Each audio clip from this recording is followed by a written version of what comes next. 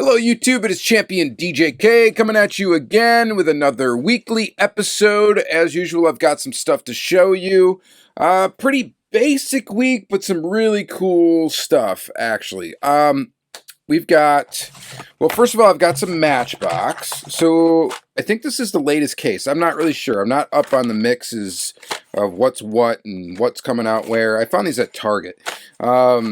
We've got a 1970 Ford Capri blue. We've got a Buick Skylark convertible in black. 2022 Renault Megane. I don't know how to pronounce that. We've got a Ford Custom 300 in black. We've got a Tesla Roadster in gray. We've got Ford F-150 Lightning in silver. A 1971 MGB GT Coupe in yellow.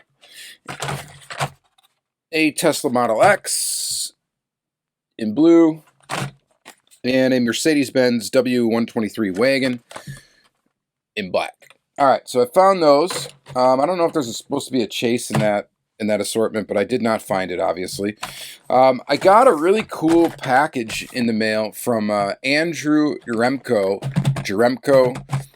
Sorry on the pronunciation again, but so he's sent me stuff in the past. You guys know that.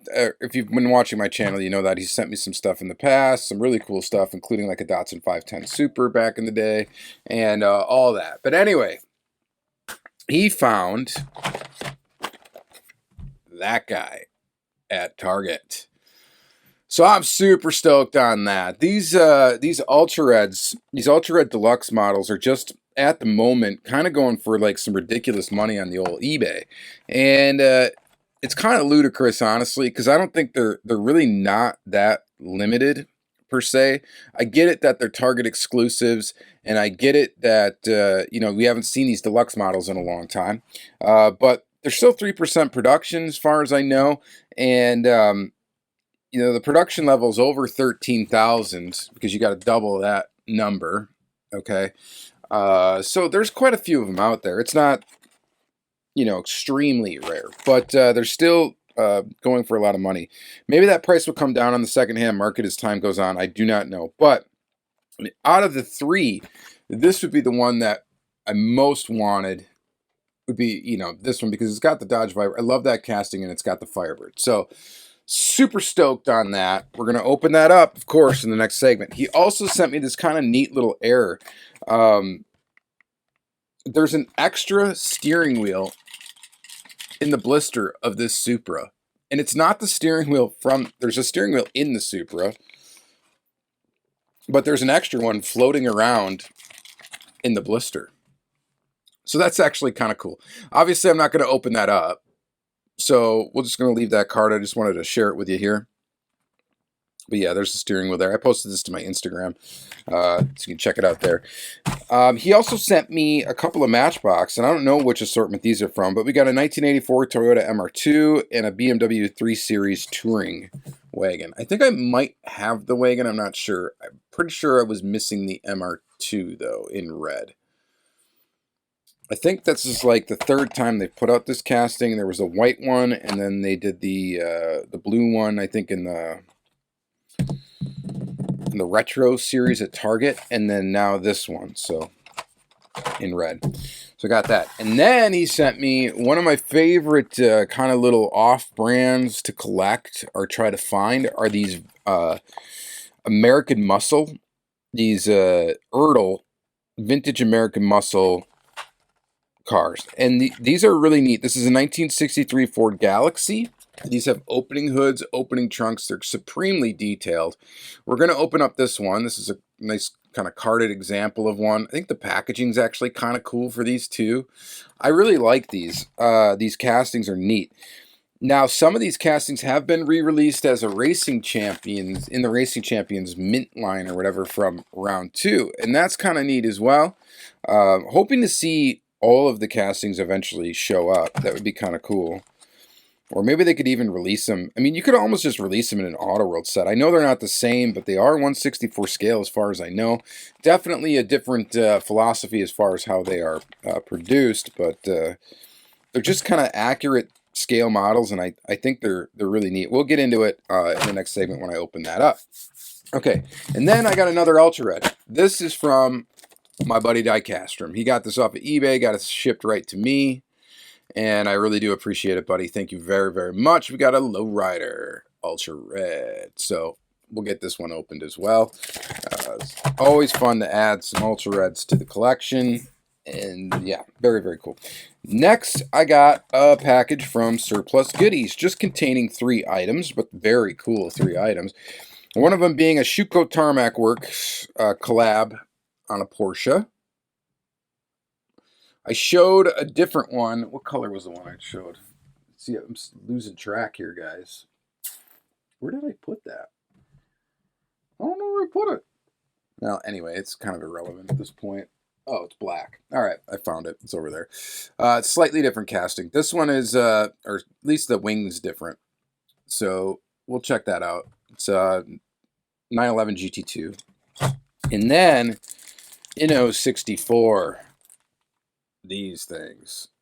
These are sweet. I actually pre-ordered these from my buddy's SC Diecast as well, but then I don't know. So now I'm gonna have 2 of these, but I might just squirrel a set of these away because they're just so fantastic looking. Nissan Fairlady Z, the Z32. I'm really excited for this one because this casting, no one's done one of these very well in 1/64 scale.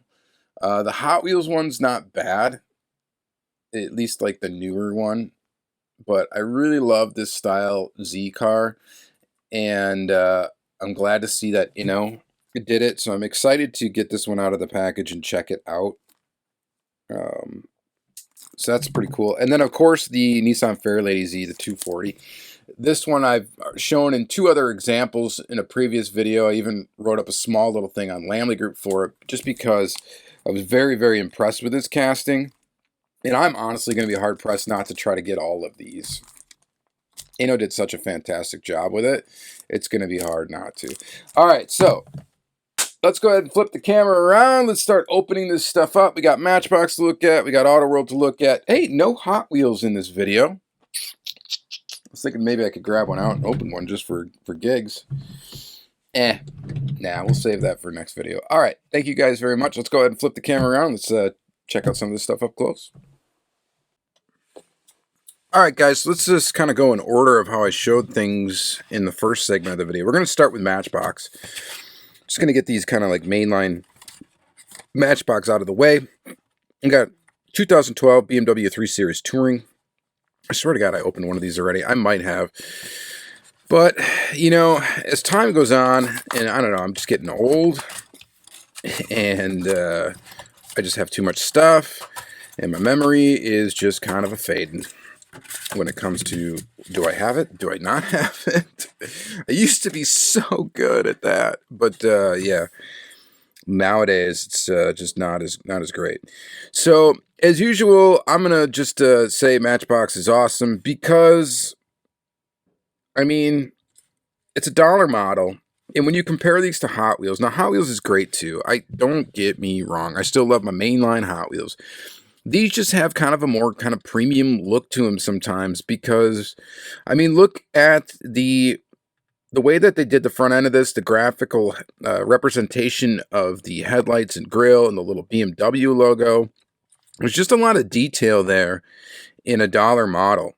And they really focus on more realism, which is more up my alley when it comes to these cars. Now I say that, and of course we're going to show some Ultra Reds in a little bit that obviously no car's painted that color. And, they have red tires and stuff like that. But, just trust me, I'm into realism. I mean, that just looks really good. It's really sharp. It's really nice. So, I mean, you just can't, I don't know, for the dollar model market, between these and Hot Wheels, to me, this is just more, I guess, more my thing. It just really is. So, Yeah, I mean, you can agree or disagree. A lot of people think Hot Wheels are the best, and they're good. They're good, but for me, I don't know. I'm just really digging Matchbox, especially lately. This Buick Skylark convertible, 1953. So here's another black car. And again, we got some pretty good detail here. Now we do have a chrome base because we need to make the chrome bumpers. The interior is kind of like this weird pearl white. So, you know, not super fantastic there. Not a ton of detail in the dashboard or anything like that, but it's all right. You know, this model maybe not as impressive as this one, but still really cool for a little, you know, dollar car. I don't think Matchbox is ever going to be as popular as Hot Wheels. You know, again, you know, Matchbox back in the day was obviously pretty popular, but Hot Wheels, I get it, is a little bit more exciting. You know, especially with the super treasure hunts and stuff like that. And I know that Hot Wheels, you know, or Matchbox is trying to do something with the super chase things. I just don't think it's going to catch on quite as crazy as your, you know, your super treasure hunts from Hot Wheels. Plus, the packaging for Hot Wheels is more attractive, I think, than the Matchbox, the orange. But, you know, you guys let me know what you think, whatever. Maybe a little bit more imagination when it comes to Hot Wheels because they have the fantasy castings and stuff like that, you know, for the kiddos. All right. Anyway, MR2, really cool, of course. This is a headlights up variation. There is a headlights down variation out there. I don't really care which one I got. I'm just glad I have one of them. So again, we got some taillight detail on here. We got the small little Toyota logo up in the front, and it looks really good. The proportions of this casting are fantastic. I think, again, they're just doing a really good job on Team Orange with making some really good-looking, realistic models in the dollar range. And they're doing some weird stuff, like a Renault.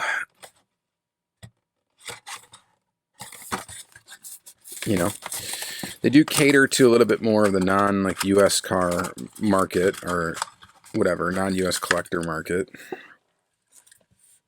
with this Renault. But look at look at the detail in the front. I mean, the graphical representation of headlights and stuff like that. The way that Matchbox pulls this off actually rivals some more premium brands. The tampos are a little bit off center here. But again, kind of cool. Not necessarily a car I would really care about too much, but so I guess it's pretty much, is this a crossover? It almost looks like it. There's no door handles. Why is there no door handle for the back door? I'm not familiar with the real vehicle, so I guess I can't comment any more than that. The gold in the front kind of looks neat. Again, pretty cool. Cool little model. Then we got the Ford Custom 300.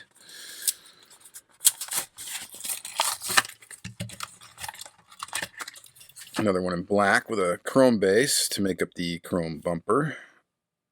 Ford up in front there. Decent looking headlights.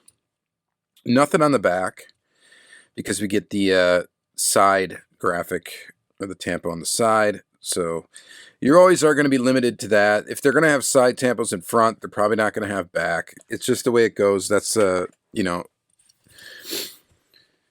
What they can do, though, with the budget, I think is pretty impressive. You guys got to think. I mean, a lot of people complain about the reduced quality and stuff like that, but the fact that they're able to keep these at $1 or very close to $1, at least for us here in the U.S., it always kind of impresses me. Because you know there's got to be profit margin there somewhere. So, you know, between the designing of it, the tooling, you know, the tooling, I guess, pays for itself over time when you release castings over and over again. But to be able to produce this and have it as an end product for sale at a Walmart, for example, or a Target for $1, when you know they can't be making that much money off of each model, right? I mean, you got $1. It's $1. I don't know how much these things actually cost to produce, but got to be pretty cheap if they're selling them for $1. So anyway, what I'm saying is for the budget they got to try to produce these models, I think they do a really good job. Tesla Model X in a metal flake blue. Again, look at the detail in the front of the vehicle. And to those of you who like maybe don't collect Matchbox and stuff like that, so it may not seem like a big deal to have all this detail in the back, but I mean, just look at your Hot Wheels. I mean, sometimes they do a really good job of this, but the quality control and the way that Matchbox is produced, it just seems to be a step above, okay? You guys can fight me on that one if you want. It's in my observation, it's what I've noticed. So, pretty cool model there. And then another Tesla, the Tesla Roadster. This one I have a feeling I might have already got to, but again, I'm having troubles keeping track. And again, the detail in the front is there. The detail in the back is there. Zero emissions. We can get into how much BS that statement really kind of is. Because electricity is never zero emission. Power is never zero emission, you know, really. There's always a consequence, right, to making some sort of power. Whether it's gas, electricity, you know. I'm not an expert on the subject, but nothing in this life is for free, right? But I'm not going to sit and debate whether electric cars are the future or not. Maybe they are. Maybe they're not. I know batteries are pretty nasty, though. But yeah. Let's see. Next, we get the 1971 MGB GT Coupe.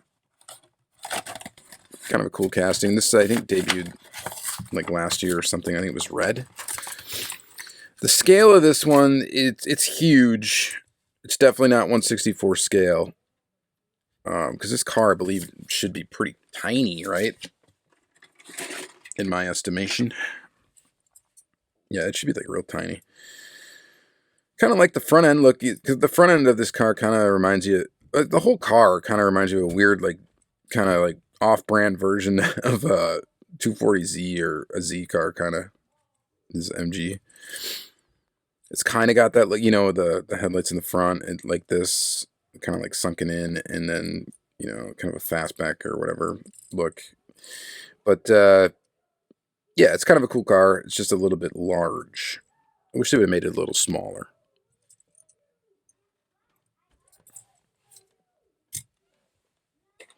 All right, Mercedes-Benz W123 wagon. Cool wagon.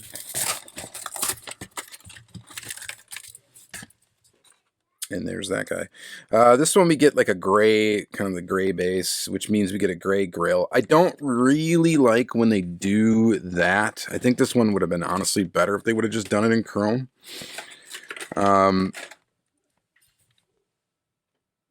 But you're just limited. I mean, these things got to be made with basically 4 pieces, aside from the wheels. So you got the base, the body, the interior, and the glass. And that's all you get, so you got to make do with what you've got.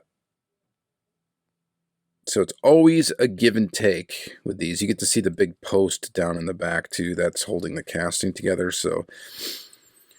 it is what it is. It probably would have been better if they would have been able to use like a clip style where like this kind of like hooks, the base hooks into the back, and then it's only got one rivet in the front. That might have looked a little better, but maybe that was hard to do or something they couldn't do at the time. I don't really know, but I've seen them do it before with wagons. I don't know why they didn't necessarily do it with this one, but it is what it is. It's still a cool looking wagon, and I'm still digging it quite a bit. All right. Next is this one, the 2022 Ford F-150 Lightning. This should be a brand new casting, I believe.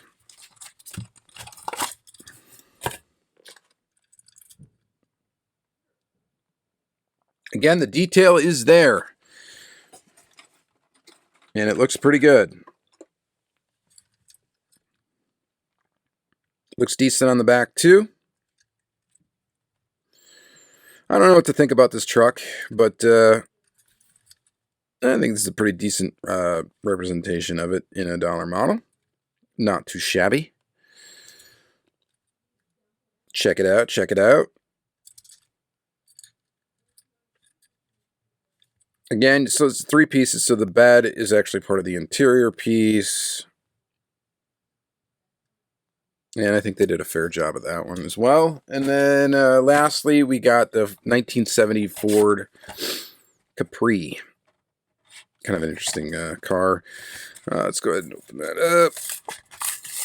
This, I think, was originally released, I want to say it's in silver. And now it's in like this sapphire blue kind of thing is what they call this color, I think. This is like the color they used to make the chases for Matchbox when they had some random chases in the basic line before.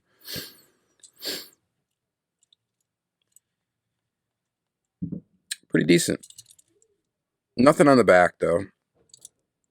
I think, well, you got to have that little thing there on the side, I guess, but I don't know. You tell me. Would you rather have had tail lights on this one or the side tampos? Definitely got to have the front, so that's non-negotiable. Anyway, pretty cool model. All right. That's it for your basic stuff, your basic Matchbox. I think what we're going to do next is I think the finale today is going to be the Inno64. I think before we get into Auto World Ultra Reds, though, let's take a look at this. This is very, very cool. I've shown these cars previously, not this particular one. I might have shown this cat. I think I have one example of the casting. I'm looking over where I have kind of my little collection of these cars. And yeah, I think the one I showed previously was probably, yeah, I think it's in black.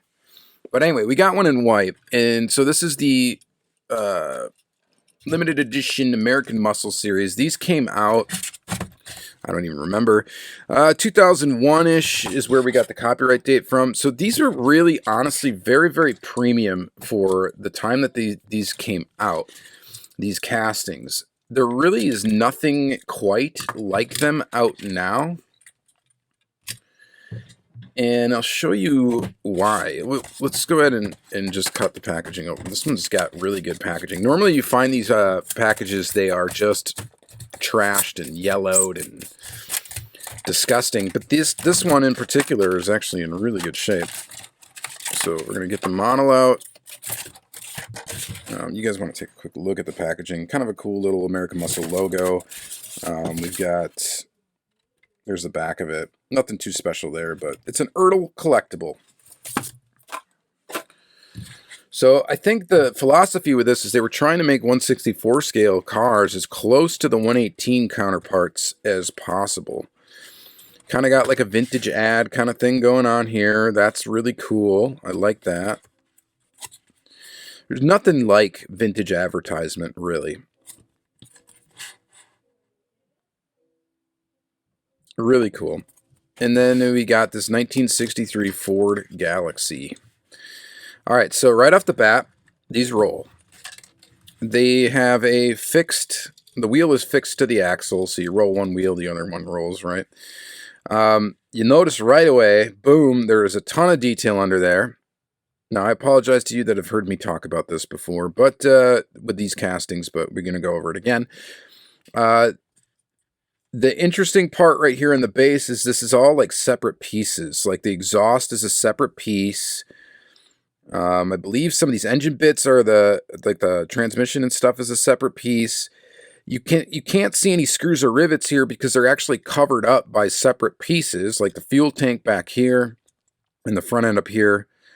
So that's kind of a really neat feature. It's a plastic base, but who cares? I mean, the detail is just fantastic.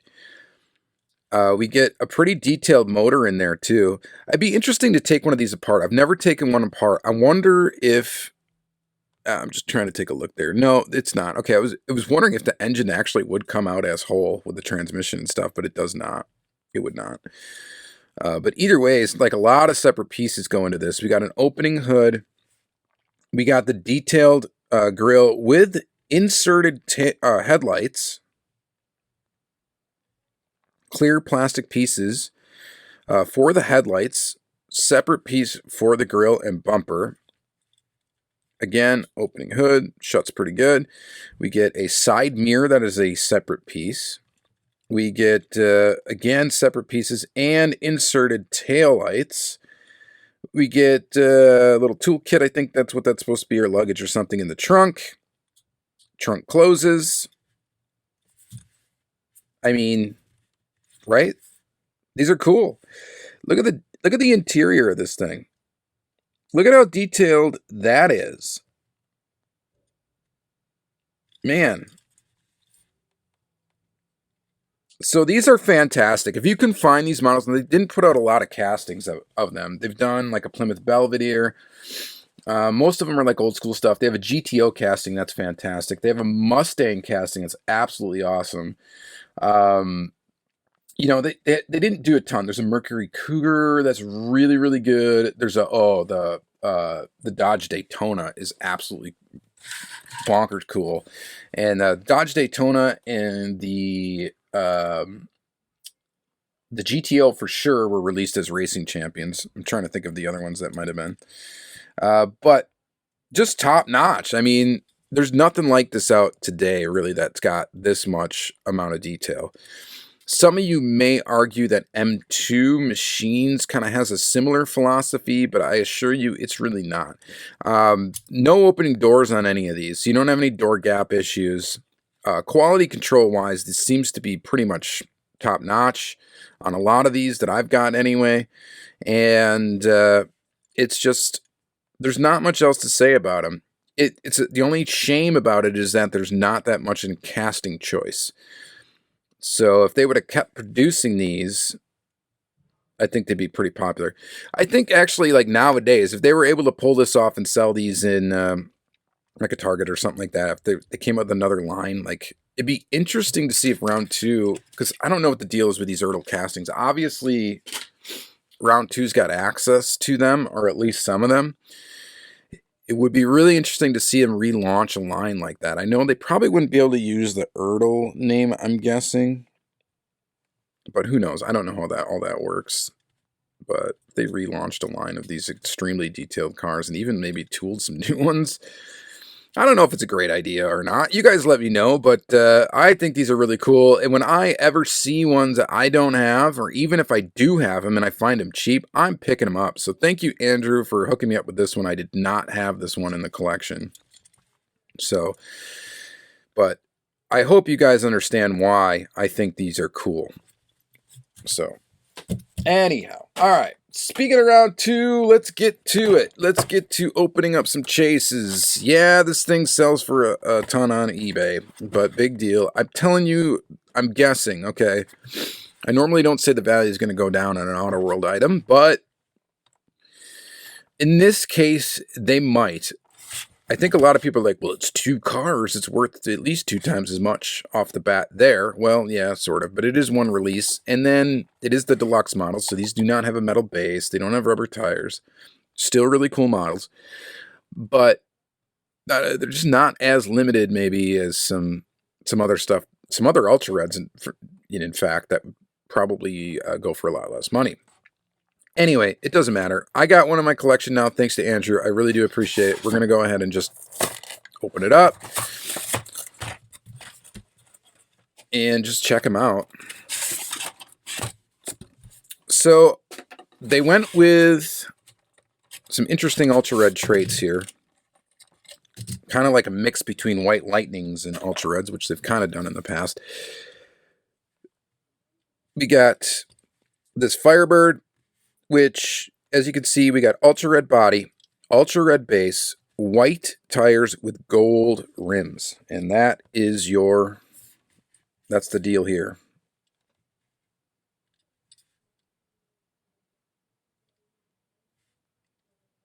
Not much else to talk about besides that. It's just that these are going to be kind of tough to get right now, mainly because of how much money they're going for, which is honestly, I think, is ludicrous. Whoa, what just happened there? Hold tight. Anyway, my camera or phone, I guess, did something goofy there. And hopefully we're back on track here. But again, cool castings, but they are the deluxe models. It would be interesting to see Extinct. I didn't even realize that was the plate on this one. That's hilarious. It'll be interesting to see what happens to the value of these in the near future. I know the store exclusive stuff does always kind of, you know, fetch a premium, and I get that. But it'd be interesting to see again what happens here. All right, you guys let me know what you think about those. Let's get on to another Ultra Red. We've got that bad boy right there, this custom lowrider from Mio exclusives. I'm slowly chipping away at these Ultra Reds. They released an Ultra Red for every single release of these, so it's not like there's an A and B that's the same, you know, like you would get with the store release. But I didn't have this one. Here's the regular model, the base model. Pretty wild looking, pretty cool. And then here's the Ultra Red. The Ultra Red, so these came out, this one came out I think in 2021.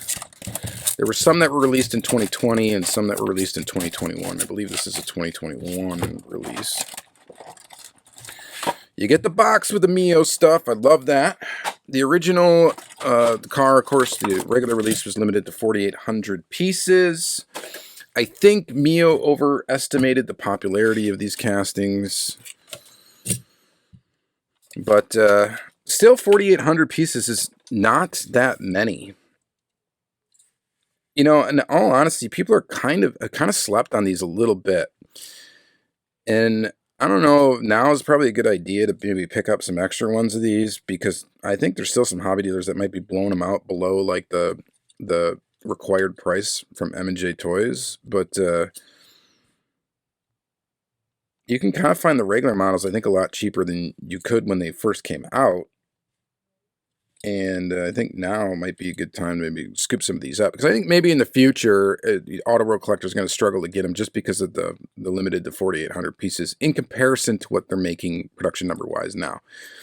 So, of course, you get all the detail you would get with Auto World. In this one, we do also get gold rims, a Ultra Red base, Ultra Red body, and this is actually one sick-looking Ultra Red. I think this is really cool. So you guys let me know what you think. As usual, I don't know how many of these I still need to get. Quite a few of them, actually. I might even be just taking a peek. You know, I might be about halfway there. It's probably going to still take a while to get all the reds. The reds, of course, a lot harder to get than the regular stuff. I've got all the regular ones. It actually took me a while to get all the regular ones, but just because, you know, I had a hard time like stomaching the price for them. And then I started finding them a little bit cheaper, and I started picking them up. So, like I said, maybe this might be one to get. These might be something to get now while you can get them at a less expensive price than what they even were originally when they came out. All right. What is the camera doing? That's interesting. Let's go.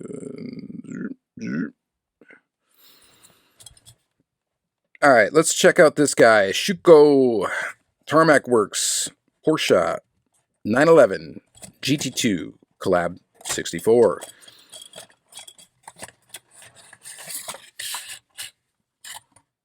So I've been digging the collab stuff from Tarmac Works. I've mentioned that already, but yeah, it's a Porsche original Porsche product. It's cool. We need a screwdriver because this is screwed down here. It's got the kind of traditional Schuko packaging. Oh, shit. shoot. That screw is really in there. So I just try to use a Phillips, and it's something I normally don't recommend, right? I usually tell you to, hey, grab a flathead that fits in the groove, and you'll get a little bit more torque on the screw. Oh my goodness. Okay, well, I don't have the right size flathead. And how are we gonna get this off the base? I swear I'm missing the screwdriver I normally use. Oh my goodness, let's try this again with a Phillip. Somebody got a little bit too crazy here. Oh, that ain't coming out, guys. Wow. There we go. Here's the screwdriver I normally use. This should be just the right size here. Holy...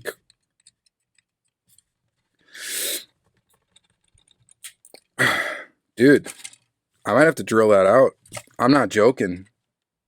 It is in there. Well, I apologize about this, but I'm gonna have to just skip it for just a minute here because I can't get this off the base. I'm not joking. Like, it's ridiculously torqued in there. I will have to improve. I could just rip the box around it, but I do want to save the box, so we're not going to do it. I guess this is going to be sort of a fail. We're going to look just at the model itself, I guess, like we're doing right now. But I ain't kidding you. This fits perfect, right, in this groove. And I don't want to, like, grab the casting too hard. Oh, dude. Holy, yeah, it ain't coming. And I've got a lot of torque on that, and it's not coming out. Well, that's kind of a bummer, but I will get it out eventually. But that, I'm not sure exactly how. The problem is I can't grip. I don't want to grip this hard because I'm going to rip this wing right off the car, for one. And for two, yeah, it's torqued in there so hard. Definitely not going to use a Phillips anymore because a Phillips head is just going to strip this out. And then it's going to be basically, hey, we're going to have to cut it. Either cut the screw, rip the packaging, do something, and not get it out. But I guess I'll work on that off camera, so I apologize about that, guys, but it's not coming out for right now. Boo-hoo. But yeah, anyway, Collab 64, this thing's really cool. The last one I got out, this one I did not. I guess I'm just going to put it back in the box for right now. Kind of a bummer. We'll have to get it out of the packaging, though, if I want to take any pictures of it. Maybe we'll just forget that ever happened, and then I'll wait till I want to take a picture of it or something. And then I'll struggle with it then. That's probably going to be the plan. All right. Finale time. We got two killer models here from Inno64 to look at. So let's get into them. We're going to start with this one just because this is the casting that we've already seen from Inno. I wish Inno was a little bit more accessible to me. I got Surplus Goodies gets these, and that's where I get them from typically. And then SC Diecast, the group that's local to me, they get them now too, or have gotten them, a couple of them. They got a new person they're getting stuff from, and it includes now Inno64. They're going to be very selective about what they order, but at least I will have some access to them through them as well. Inno can get very expensive trying to order them off of eBay and stuff like that because, just they're pricey. They're like Tomica Limited Vintage style prices here. So this one, screw comes right out, as it should. Just set that model right there. Set this off to the side. Yeah, this is gorgeous. So the thing I've noticed about Inno is they've just really improved over time. This thing actually rolls. It's got a metal base. The original Inno64 stuff all came with plastic bases. And it's got just like the detail in these things are just really hard to compete with, to be honest.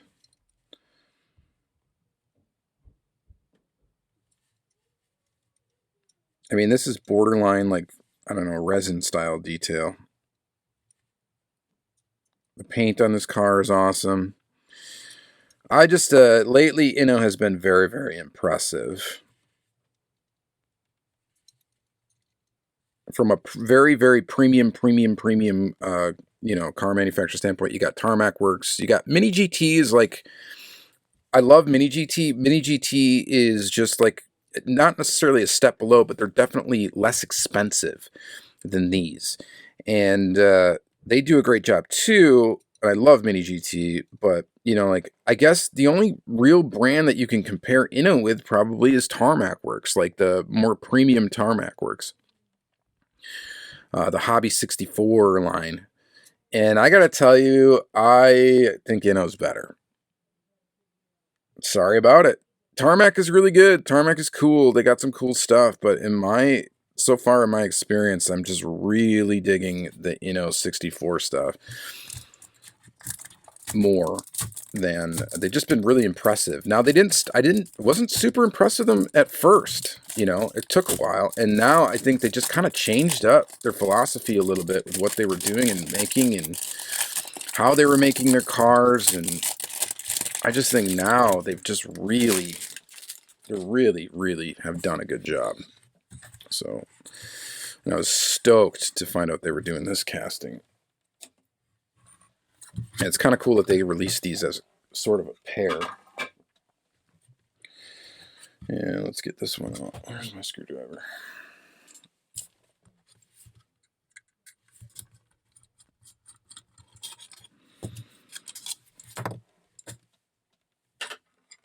I'm going to put a big thumbprint right on it right away. But seriously, check out the detail.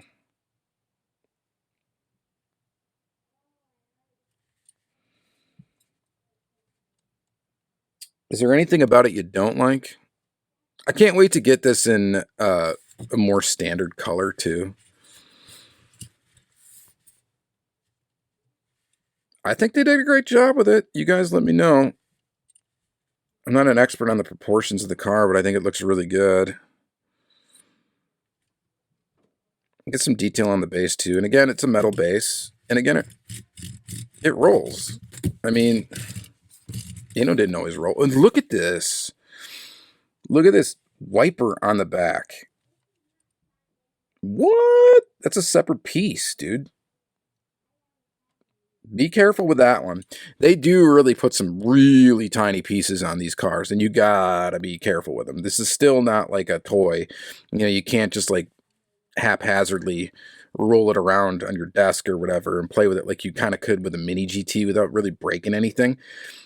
They're still going to be fragile. So they're like, but you can roll them. I mean, it's kind of the best of both worlds almost sometimes. I think these are fantastic. You guys obviously let me know. I mean, they are pricey. They're not cheap, but rightfully so. I mean, the value for what you pay for these, I think, is definitely there. I think so. So you guys let me know in the comments below as usual, but I think these are killer. All right, that's going to be it for this episode. I thank you guys very much for watching. What is going on with the camera? Like, all of a sudden this is happening. You know what? I did just update my phone to iOS 16. I wonder if that's reset some sort of camera setting that I had figured out. And now we got this crazy whitewash thing. I guess we're just going to leave it at that. But again, thank you, Andrew, hooking me up with this. That is insane. What is going on? That's wild. I don't like it, whatever's happening there.